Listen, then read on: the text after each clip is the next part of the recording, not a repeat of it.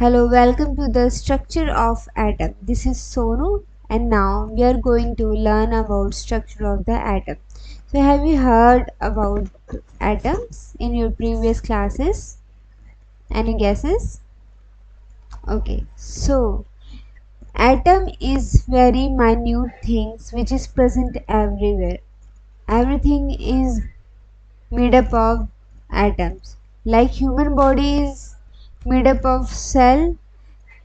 Other than non-living things, atoms are present every non-living things, right? So in 1886, Goldstein in found that canal rays as proton, right? After that, in 1900, J.J. Thomson model came and he gave idea of atom. Okay, he compared watermelon with atom model, right? He said that red part in the watermelon is considered as positive charge and the black seeds present in the watermelon considered as a negative charge. Okay, as you can see on the screen, evolution of atomic model. So we are going to learn about Thomson model. So what he said, atom is a uniform sphere of positive charge in which electrons are embedded like seeds in a watermelon. ठीक है, जैसे watermelon है, ठीक है, red part क्या है positive charge और जो सीड्स है ब्लैक सीड्स उसमें एम्बेड यानी धसे हुए हैं और वो क्या है इलेक्ट्रॉन्स और negative charge. The positive and negative charges are equal in magnitudes. ये कहते हैं कि ये बराबर मात्रा में है पॉजिटिव और नेगेटिव चार्जेस. ठीक है, and making the atom electrically neutral. इन्होंने कहा कि जो एटम है वो एकदम न्यूट्रल है, उस पर कोई भी चार्जेस नहीं है. ठीक है, एंड ही इसकी लिमिटेशंस क्या थी, he could not explain the results of Rutherford's alpha particle scattering. ठीक है, तो ये अच्छे से एक्सप्लेन नहीं कर पाए रदरफोर्ड एटॉमिक मॉडल. ठीक है, ये पार्ट इनके थॉमसन मॉडल में इंक्लूडेड नहीं था. ठीक है, जैसे इन्होंने बताया था ना कि मिड पार्ट में क्या है न्यूक्लियस, तो इन्होंने इस चीज़ का कुछ नहीं बताया, इन्होंने सिर्फ प्रोटॉन और इलेक्ट्रॉन का ही बताया था.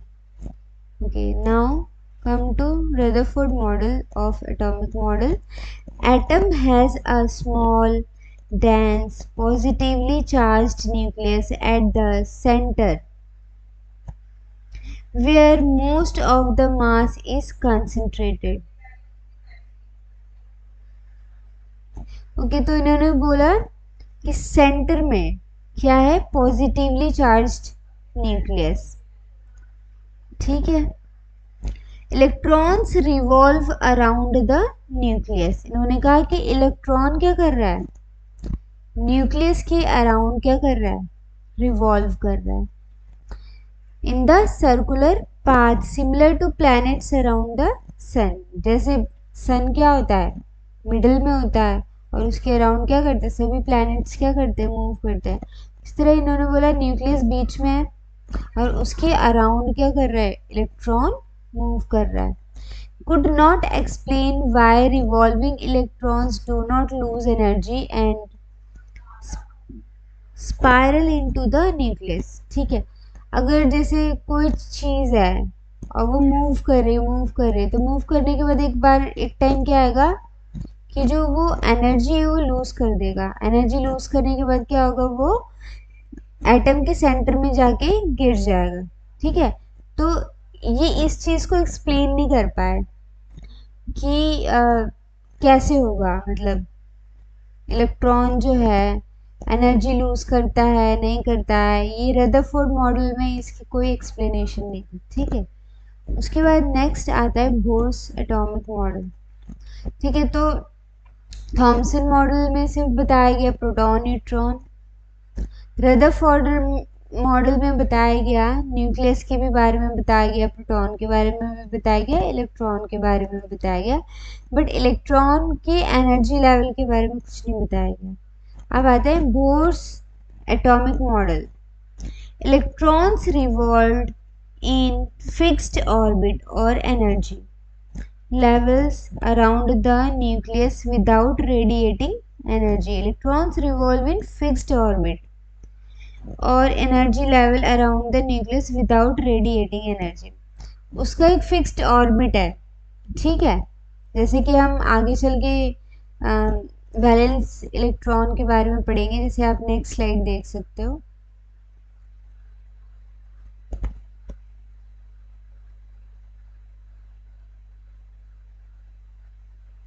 जैसे कि आप ये वाला स्ट्रक्चर देख सकते हो, ठीक है, 6pn। स्ट्रक्चर में आप देखो कि आपको दिख रहा होगा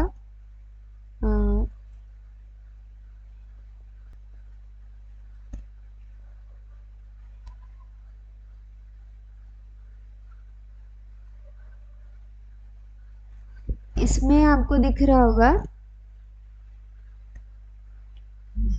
जो के शेल है उसमें 2 इलेक्ट्रॉन्स है, ठीक है। उसके बाद एल में 4 इलेक्ट्रॉन्स है, ठीक है। नेक्स्ट, तो इसका कहने का मतलब है बोर्स एटॉमिक मॉडल की के शेल में सिर्फ 2 ही मूव करेगा और वह एनर्जी रेडिएट नहीं करेगा। उसका एक फिक्स्ड ऑर्बिट है कि मुझे के में 2 ही इलेक्ट्रॉन को मूव कराना है, एल में 4 इलेक्ट्रॉन्स को ही मूव कराना है, ठीक है, एग्जाम्पल के तौर पे। सो एनर्जी इज एमिटेड और absorbed only when an electron jumps between two energy level. Energy is emitted or absorbed only when an electron jumps between two energy level. इसके सिर्फ 2 ही एनर्जी लेवल है, डाइसेक्रेट। तो इसी के बीच में जो है एनर्जी एमिट होती है और एब्जॉर्ब होती है, ठीक है। So successfully explained hydrogen line spectrum. So इन्होंने हाइड्रोजन लाइन स्पेक्ट्रम को बहुत अच्छे से एक्सप्लेन किया। And the stability of atom, and stability of atom, ठीक है। उसका अपना एक फिक्स्ड ऑर्बिट है और अपना एक एनर्जी लेवल है, तो वो उसी में ही मूव करना है उसको, ठीक है। तो और 2 है, एक में कभी एनर्जी एब्जॉर्ब होगी कभी एमिट होगी, ठीक है। तो इस हिसाब से उसकी एनर्जी कभी लूज नहीं होगी, ठीक है। तो ये बोर्स एटॉमिक मॉडल में काफ़ी अच्छे से एक्सप्लेन किया गया है। ये रदरफोर्ड का मॉडल है, इसमें आप देख सकते हो इन्होंने एक गोल्ड फॉइल लिया था, ठीक है, और उसमें अल्फा रेस को पास किया, ठीक है, अल्फा रेस को पास किया, जिसमें आप देख सकते हो कि कुछ बीम तो है जो डायरेक्टली पास हो जा रहे हैं, कुछ जो है रिफ्लेक्ट हो जा रहे हैं।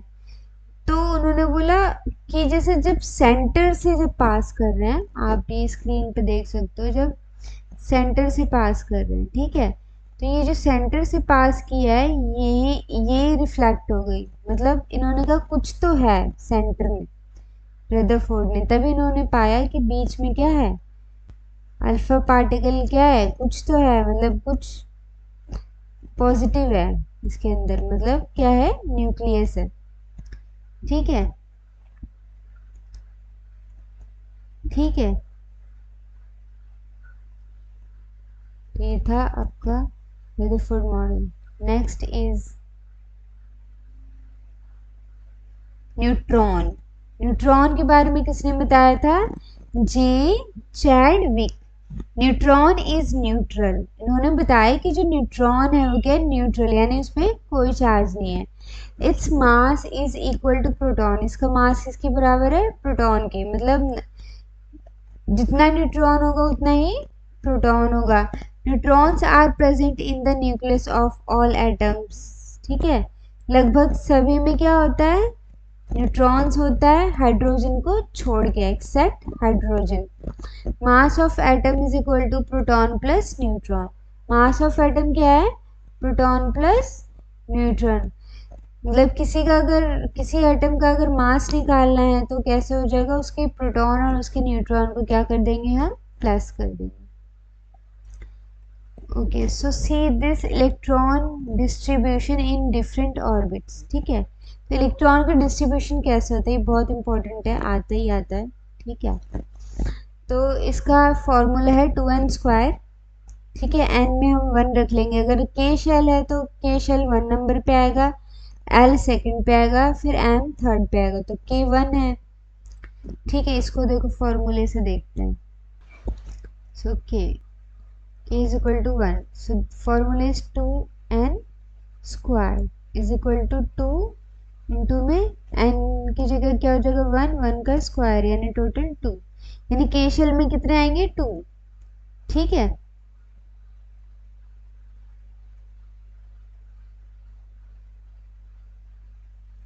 l ले लेते हैं, l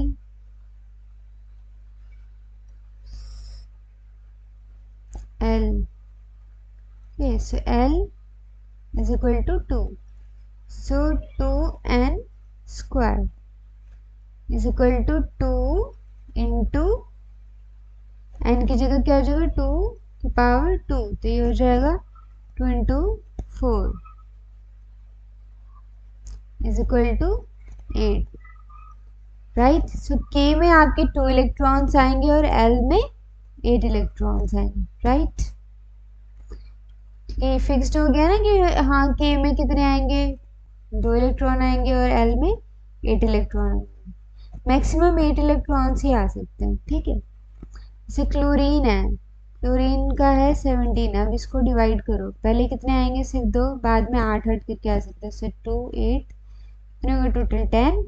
अब कितना रिमेनिंग बचा, 7, सो आखिरी में कितना आएगा, 7। अब हम यहाँ इसका देखते हैं।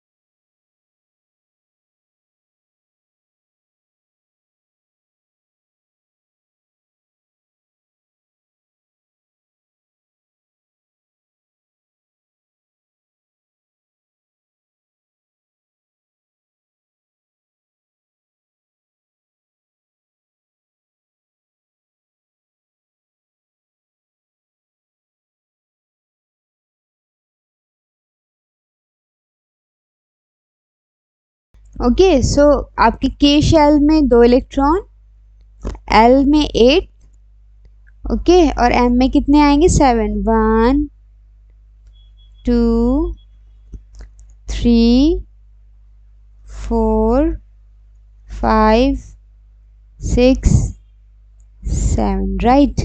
सो ऐसे आपका होता है इलेक्ट्रॉन डिस्ट्रीब्यूशन। अब वैलेंसी की बात करते हैं। तो वैलेंसी मतलब होता है कितना रिक्वायर है, कितना रिक्वायर है ऑक्टेट कंप्लीट करने के लिए। ऑक्टेट मीन्स आपको लास्ट शेल में कितने कंप्लीट करने हैं, या तो 8 या तो 2। तो जैसे हीलियम है, हीलियम का तो 2 ही होता है, ठीक है, एटॉमिक नंबर। तो उसके तो क्या है, के में 2 आ जाएगा डायरेक्टली, तो उसका ऑक्टेट कंप्लीट है। जिसका ऑक्टेट कंप्लीट है उसे क्या बोलते हैं, नोबल गैसेस, क्योंकि उसका ऑक्टेट कंप्लीट है, वो किसी भी चीज़ से क्या करेगा, रिएक्ट नहीं करेगा।